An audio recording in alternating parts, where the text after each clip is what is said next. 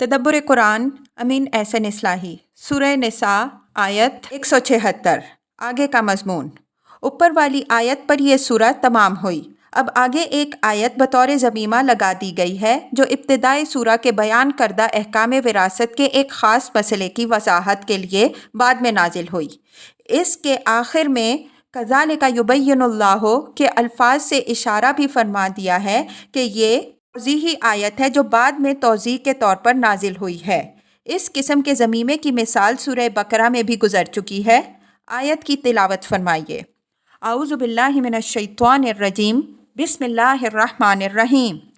یستفتونک قل اللہ یفتیکم فی الکلالہ ان امرؤ ہلک لیس لہ ولد ولہ اخت فلہا نصف ما ترک وہو یرثها ان لم یکن لہا ولد فإن كانت اثنتین فلہما الثلثان مما ترک وإن كانوا إخوة رجالا ونساء فللذکر مثل حظ الأنثیین یبین اللہ لکم ان تضلوا واللہ بکل شیء علیم۔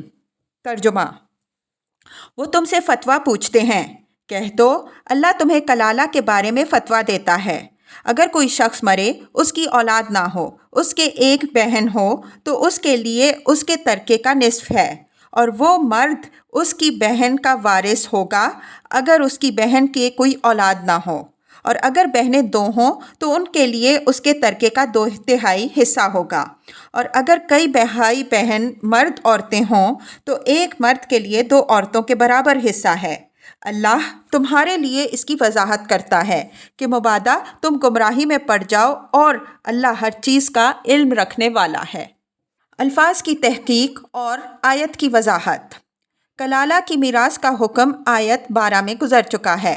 کلالہ سے مراد وہ مورث ہے جس کے نہ اصول کوئی ہو نہ فروع، صرف بھائی بہن وغیرہ ہوں۔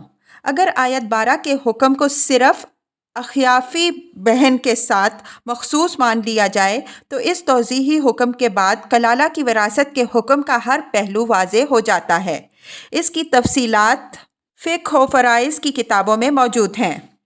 سورہ نساء کی تفسیر کی یہ آخری سطریں ہیں جو اس گنہگار کے قلم سے حوالہ کرتاس ہوئیں۔ اللہ تعالیٰ لغزشوں کو معاف فرمائے اور صحیح باتوں کے لیے دلوں میں جگہ پیدا کرے۔